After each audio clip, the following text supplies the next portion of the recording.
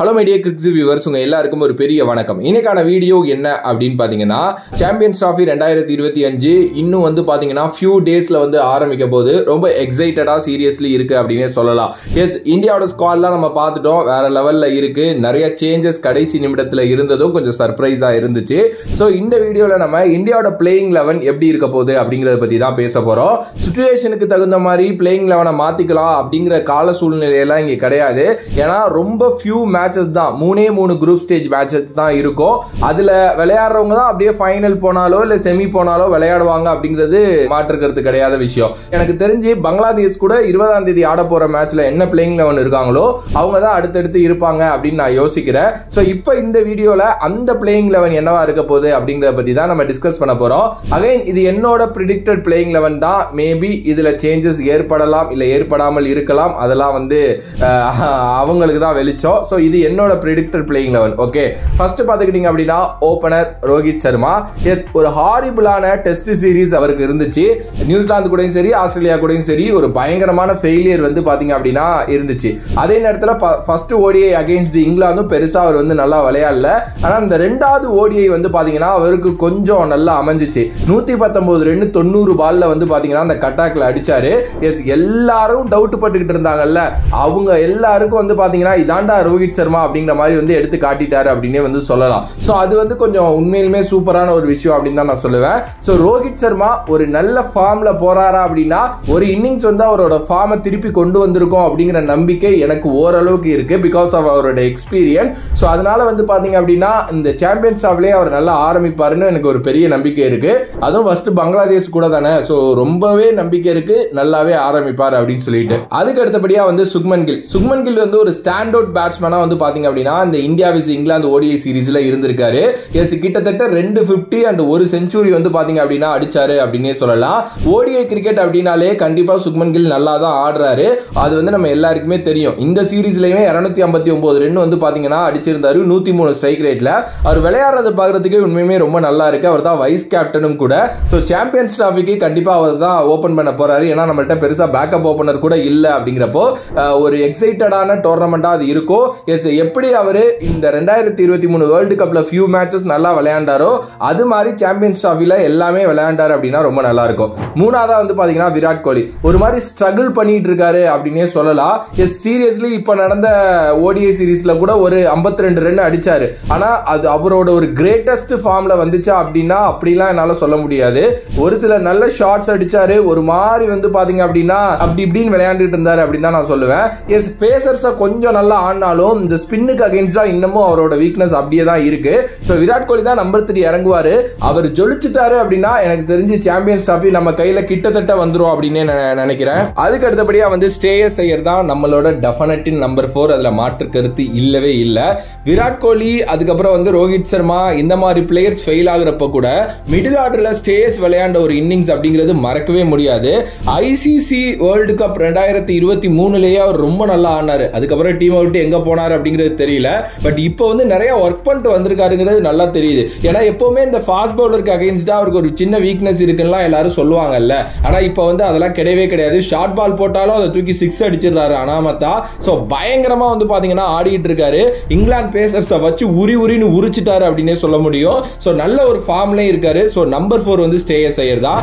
Number 5 வந்து பாத்தீங்கன்னா Axar Patel. S, ரொம்ப சிம்பிளான ஒரு கான்செப்ட் தான். எங்களுக்கு வந்து மிடில் ஆர்டர்ல ஒரு லெஃப்ட் ஹேண்டர் வேணும். ஆனா எங்களால ரிஷப் பண்ட விளையாட வைக்க முடியாது, பிகாஸ் கேஎல் ராகுல் வந்து எங்களோட ஃபர்ஸ்ட் விக்கெட் கீப்பர் அப்படிங்கிறப்போ அக்ஷர் பட்டேல ப்ரோமோட் பண்ணலாம்னு ப்ரோமோட் பண்றாங்க. அதே மாதிரி அக்ஷர் பட்டேல் வந்து ஒரு மேட்ச் 52 அடிச்சாரு, இன்னொரு மேட்ச் 41 அடிச்சாரு.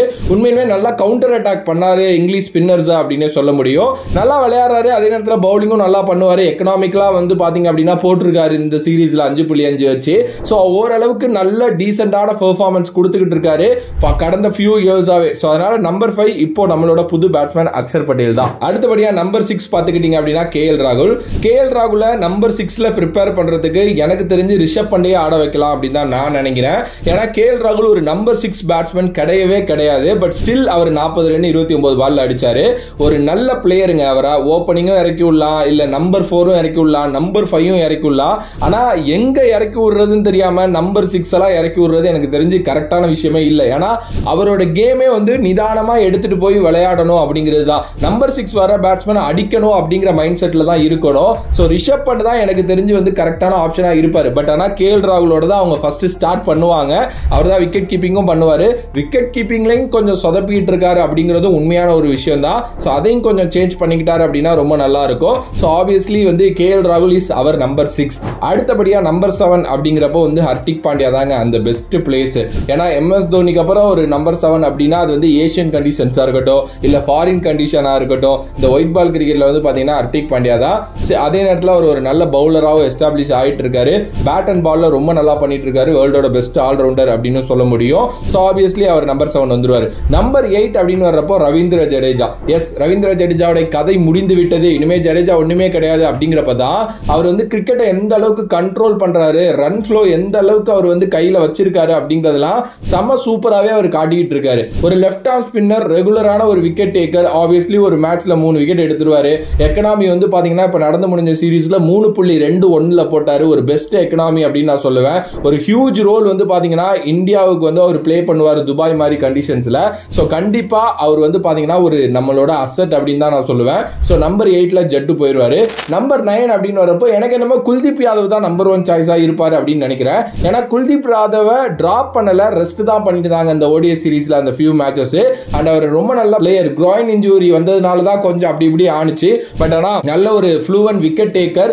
ODIஸ்ல அவர் நல்லா தான் பண்ணுவாரு. ஸோ சாம்பியன்ஸ் டிராஃபில அவர் கண்டிப்பா இருப்பாரு. கொஞ்சம் டீசெண்டா பேட்டிங்கும் கொஞ்சம் ஒரு 10ல இருந்து 15 ரன் தேத்தக்கூடிய ஒரு ஆள் தான். பாப்பா என்ன பண்ண போறாங்க அப்படின்ட்டு. துபாய் மாதிரி ஸ்பின் ஃப்ரெண்ட்லி கண்டிஷன்ஸ்ல அவர் கண்டிப்பா நல்லா ஒர்க் அவுட் ஆவார். நம்பர் 10 வர்றப்போ முகமது சமி தான் நம்மளோட ஃபர்ஸ்ட் ஆப்ஷன். எஸ், அவர் ஒரு பெரிய லாங் கேப்புக்கு அப்புறம் வந்து டீமுக்குள்ள வந்திருக்காரு. ஏன்னா அவருக்கு ஒரு இன்ஜூரி இருந்து அது இப்பதான் கொஞ்சம் ஹீல் ஆகி வந்திருக்கு. நினைக்கிற மாதிரி பெரிய பெர்ஃபார்மன்ஸ் அவர் இன்னும் கொடுக்கல. ஆனா அந்த வேர்ல்டு கப் 2023 நம்ம மறந்துடக்கூடாது. அவர் வந்ததுக்கு அப்புறம் தான் ஒரு மாதிரி ஒரு சேஞ்ச் ஓவரே ஆனிச்சு இந்தியன் டீம். எஸ், ஆப்வியஸ்லி சூப்பரா பண்ணாரு. அது மாதிரி சாம்பியன்ஸ் டிராஃபில நல்லா பண்ணணும் அப்படின்னு நான் வேண்டிக்கிறேன்.